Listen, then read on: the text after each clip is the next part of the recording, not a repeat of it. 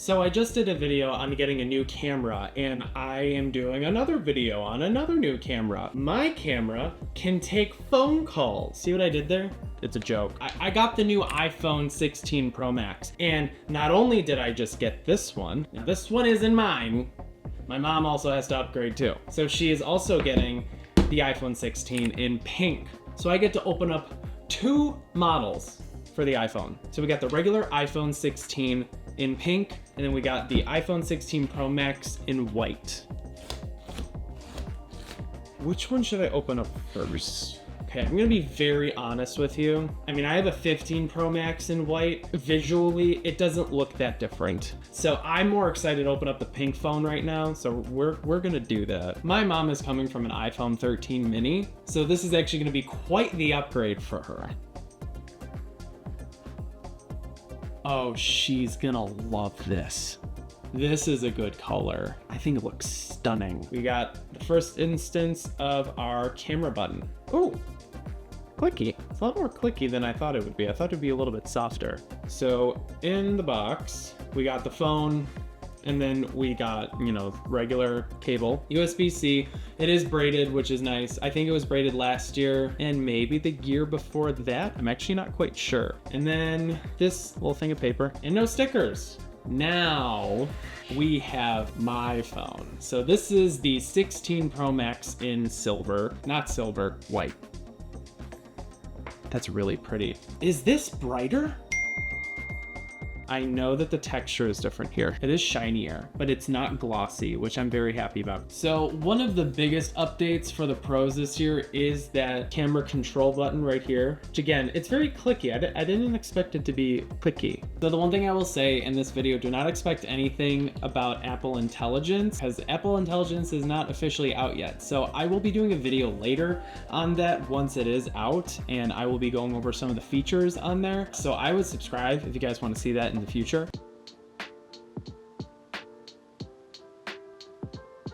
So I went out with my friend Tatiana to go test out the new iPhone 16 Pro Max cameras. She also got it, but in desert titanium. We just had a lot of fun today. First thing I really wanted to try out was using the new camera control button on the side of the iPhone 16 Pro Max. Whoops. I thought that it was gonna be kind of maybe a mushy button and it would just have haptic feedback, but it is like an actual button. Like you can hear it click. All it takes is one click to open up your camera, and then you press another click to take a picture.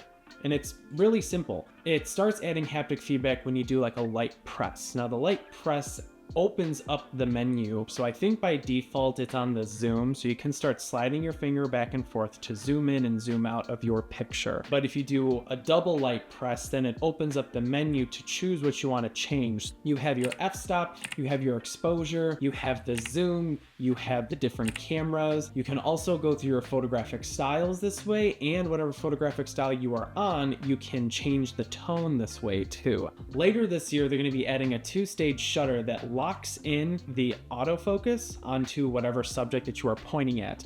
I kind of ran into this issue when we were outside testing everything. I tried focusing on a sticker and it just wasn't working, so I had to tap on the screen and then the controls came back for the entire screen, so it kind of felt a little clunky. It is a little bit weird to use. I think on the bigger phones it's a little bit tougher. We're still trying to get used to the camera control button. See, like it's zooming in. I know. I'm trying to take a freaking picture. This is annoying. You need a pop socket. Or maybe a smaller phone. Or a smaller We phone. gotta get a smaller phone.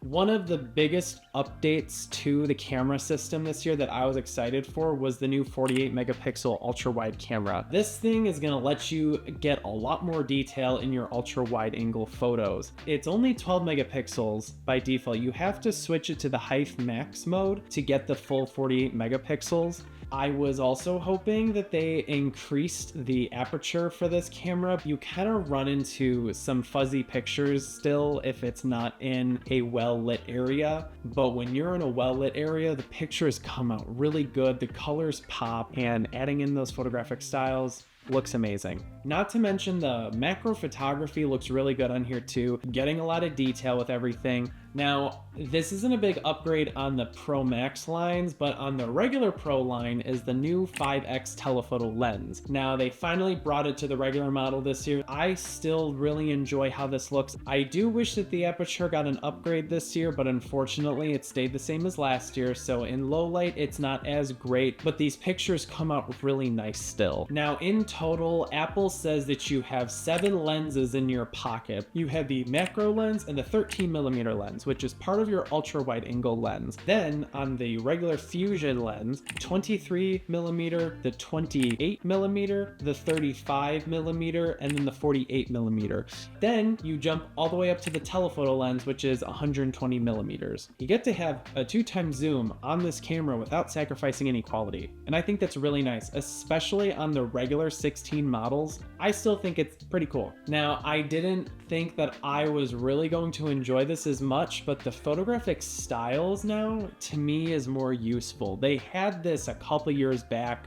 I can't remember which iOS update brought it, but they made photographic styles kind of a must now. They added this little section on there. I like to call it a tone palette. I don't think that they have an official name for it. I call it a tone palette, and you adjust the color, the tone, and then the palette. I think that this is a really great addition, and I think that you can get some really stylized photos with this. I kind of leaned into the cozy one a lot for these photos because I was in the fall mood. It's like color grading in live time, and what's really great about this too is that it's not baked into the photo. So if you want to go and change the photographic style on the photo after you've taken it, you can do that, and you can readjust it too. Oh my god, that cozy look at this.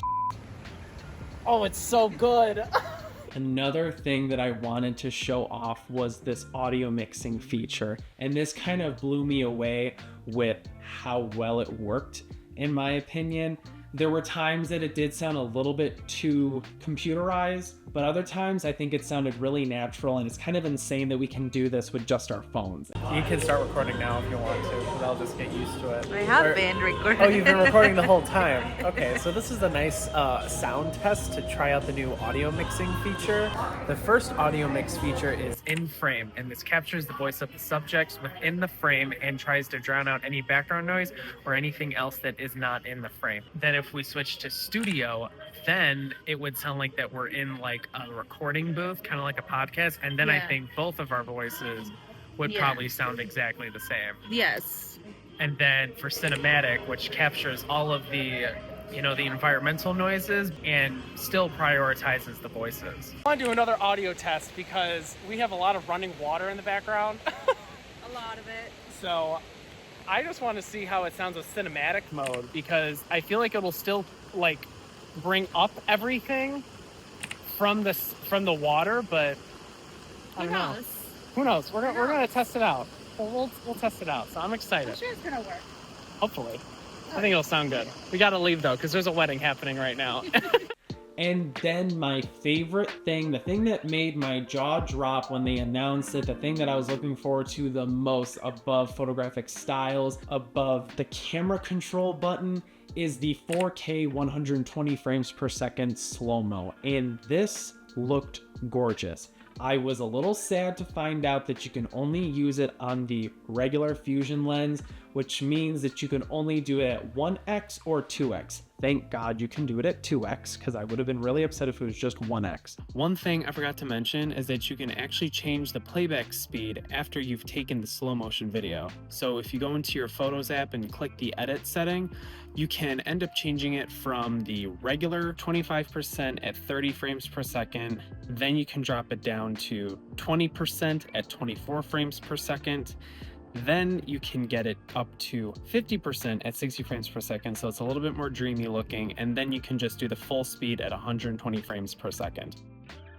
But that's really it for the camera test. I am not a professional photographer. I am still a beginner with using actual cameras. As you can see in my last video that I did for my Canon R50, that's my first actual camera. I am not a professional videographer, but what makes me excited is that These things are available to people who don't have a lot of experience, and they can make really cool stuff. That's all I just wanted to share with you guys today. I had a lot of fun with this, and I did work really hard on this. So if you guys can give it a like, I would really appreciate that. And I will see you guys in the next video.